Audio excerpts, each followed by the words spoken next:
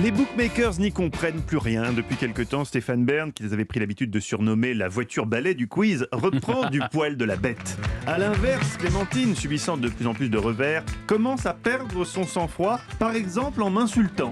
Le piège pervers, mais c'est Particulièrement vicieuse. Oui, mais vous les déjouez avec tellement de maestra. maestra l'autre. Oui, maestria avec... Oui. Et surtout quand on joue avec un analphabète pareil, on a du mérite. Hein. L'analphabète, qui ne l'oubliez pas, peut changer les règles du quiz à tout moment en cours de quiz, vous propose de jouer à Turn to be Alive. Alors Stéphane, la première question est pour vous et je vous l'annonce, elle est intéressante. Depuis 1405... Ça nous changera un peu. Moins un point. Elle commence à moins un point. Depuis 1405 et encore aujourd'hui, la cathédrale Notre-Dame de Lausanne a en son sein un guet actif. Attention, un guet G-U-E-T. De 22h à 2h du matin, et il monte en haut du clocher et donne l'heure. Vrai ou faux? Y a-t-il un guet actif dans l'église de Lausanne? Attendez, voir. C'est un être humain Qui monte c'est- pour Non, annoncer, mais pour c'est glapir comme un non, mais- muezzin pour dire il Oui, est est-ce 10h, moins le Est-ce que, parce que ça peut être un automate. Non, je ne vous parle pas d'automate, je vous parle C'est d'un un- guet un homme. qui Un guet. est, qui est très actif et qui est vivant, qui est un homme. Ne jouez pas sur les mots. On voit bien sur quel terrain glissant Bon, vous alors voulez là, nous c'est mal entraîner. me connaître, c'est pas moi qui suis fan du supplice de la roue, hein, excusez-moi. Ça c'est vrai. Hein. Non, Hors antenne, non, Stéphane je nous a suis pas- confié son je suis adoration pas pour fan. certaines pratiques Je borderline. trouve, Oui. je trouve que voilà, ça avait son utilité sociale à l'époque. Son charme, Je vous oui. assure, il n'y avait pas de télévision, hein, on avait besoin de spectacle. Revenons Alors- à notre guet, Stéphane. Alors, notre guet actif, Donc il y a un gars qui il y à a heure toujours fixe, un gars qui, à heure fixe, grimpe une dans... fois par dans- jour Une fois par jour. ou toutes les heures. De 22h à 2h du matin, il monte en haut du clocher et donne l'heure. Et il glapit comme ça du haut de son Non, clocher. non, non. Coucou braves gens, il est 2h du Pas un matin. être humain vivant, vous voyez. Surtout en Suisse où Non, on en est le Suisse. pays de Alors, l'horlogerie et de la pendule et des coucous. Est-ce qu'on a besoin d'expédier un pauvre gars dans les hauteurs pour crier l'heure à 2h On du n'en a matin? pas besoin, mais peut-être que ça aurait Ah, son c'est une charme. tradition. Je ne Mais sais il pas. le crie à qui l'heure Et Bah, qui veut aux l'entendre, citoyens de la Stéphane ville. mais les Aux gens à citoyens Lausanne... Aux habitants de Mais- Lausanne. mais il n'y a pas besoin de couvre-feu à Non, Lausanne. mais braves fait- gens, il est tout le monde 1h. dort à 6 heures. Moi, je pense qu'il y a le piège. C'est l'heure que de dîner, il est il y a- 18h. oui. Il doit y avoir une tradition de ce genre une fois par an où un gars en costume de Suisse monte au clocher en disant coucou, me revoilou. Mais je pense pas que ce soit tous les jours. Non, pas tous les jours, Stéphane. écoutez, non. Je dirais non, je sais qu'on va se planter, mais on dit non. 16 minutes de réflexion, la réponse est tombée. Non.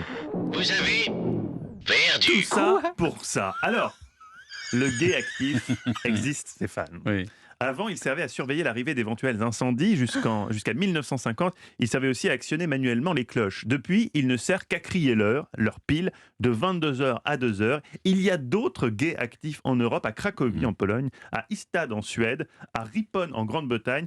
Voilà, grâce à moi, vous avez la localisation précise Enfin, à quoi des est-ce- derniers guets actifs d'Europe. À quoi ça C'est sert? important. Mais je comprends Mais pas. enfin, c'est une... Et à quoi ça sert? À quoi C'est ça une sert tradition. Et une Ils tradition, sont ça sert à quoi? payés, ils sont payés en Je heures vous en sup. prie, Stéphane. Je ne suis salissez pas. quoi? Je suis gay, Non. actif, réveilleur de mes concitoyens. Sur un CV, ça claque. N'importe Ah oui, quoi. ça- Question numéro... Ça, surtout en Pologne. Ça affiche que t'es gay actif en Pologne. Il faut pas trop le crier sur les toits. Oui, voilà, Question mis en haut numéro de la 2. cathédrale. Numéro 2.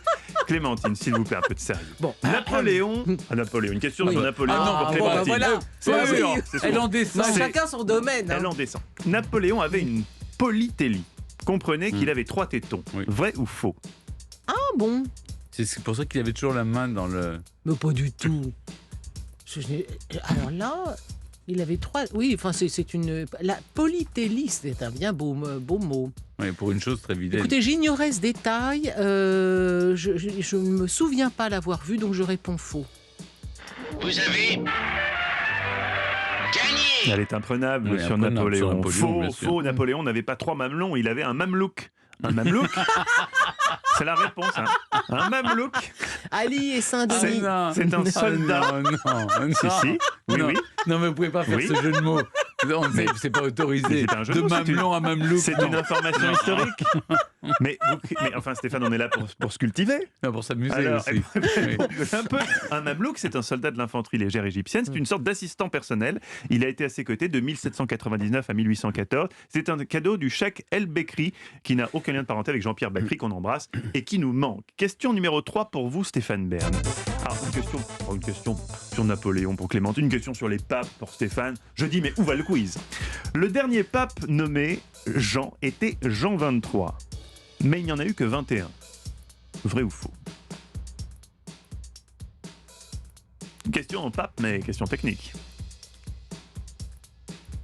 Le dernier pape nommé Jean était Jean 23, mais il n'y en a eu que 21. Mais pourquoi? Je pense. J'ai Est-ce vrai entendu. ou faux? Je pense. Oui, je dirais que c'est vrai. J'ai entendu une histoire où il y avait justement. On avait sauté un numéro, mais. Oui. Allez, je dirais oui. Vrai.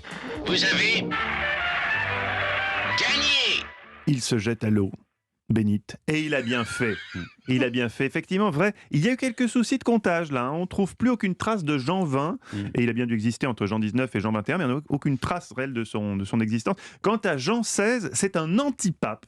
Comprenez, un pape qui a été pape, mais pour une raison ou pour une autre, n'est plus reconnu comme tel par l'Église catholique. Les informations qu'on m'a données dans ma fiche ne vont pas jusqu'à me dire pourquoi il a été considéré comme un antipape, ce qui serait pourtant intéressant. Personnellement, ça pique ma curiosité. Question numéro 4 pour vous, Clémentine. Question pour celle qui a écrit Les Secrets de Paris. La rue Émile Richard, dans le 14e arrondissement, a une particularité. Laquelle? Ah, je suis censée deviner toute seule. C'est une question, comme vous avez rédigé cet ouvrage, c'est une question ouverte. Oui, mais plus difficile que les autres. La rue Émile Richard, ça me dit rien du tout. Qui est Émile Richard? Il y a un certain nombre de rues qui portent le nom de héros de la vie quotidienne. Je sais qu'il y a. Est-ce que c'est pas cette rue dont c'est un policier qui s'est jeté à l'eau pour sauver une dame qui se suicidait et c'est lui qui est mort et on a donné son nom à une rue. Je sais qu'il y a un certain nombre de rues comme ça, des héros complètement inconnus. Mais la rue Émile Richard, je dois dire, non, ça ne me dit rien. Vous savez, il y a quelques milliers de rues parisiennes, je ne connais pas tous leurs secrets. Donc, d'après vous, c'est je pense que Émile Richard est est peut-être, ou alors à moins que ce soit ce serait pas simplement le propriétaire du terrain qui était ce monsieur. Mais moi, je dirais que la c'est question, c'est pas tellement sur le nom, c'est la question, exactement, puisque la question quelle est sa particularité? Quelle est la particularité de cette rue? Qu'elle dans le s'appelle 14e. Émile Richard ou autre chose. C'est la rue Émile Richard, mais elle a une particularité. Elle a peut-être qu'un seul numéro, ou peut-être qu'il n'y a pas de comme ça. Il n'y a pas de numéro. C'est quelque chose comme ça. Là où il n'y a pas de numéro, c'est devant les Invalides. Là. Enfin, tu vois, la rue centrale, l'avenue centrale ne porte pas de numéro. Sauf que Oui, l'entrée Richard, centrale des Invalides, c'est rue de Grenelle. Est-ce que ça pourrait pas être... Est-ce que ça peut pas être devant les catacombes, là où les propylées, là, le Doubs? Qu'est-ce que ça peut être? Vous brûlez. C'est d'enfer Rochereau, non?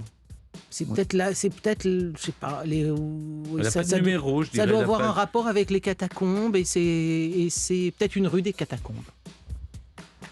Vous avez perdu. Vous avez perdu, mais vous étiez sur la bonne voie. C'est une rue où personne de vivant n'y habite, puisqu'elle coupe en deux le cimetière Montparnasse.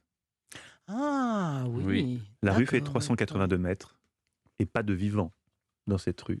Ah, c'est pas mal. Ah C'est une très bonne c'est une question. belle question, bravo. Ouais. Ah Et Stéphane, comme vous me flattez, et aussi parce que vous avez vraiment gagné, vous avez gagné le quiz. Bravo Stéphane, une belle victoire. Nette et précieuse.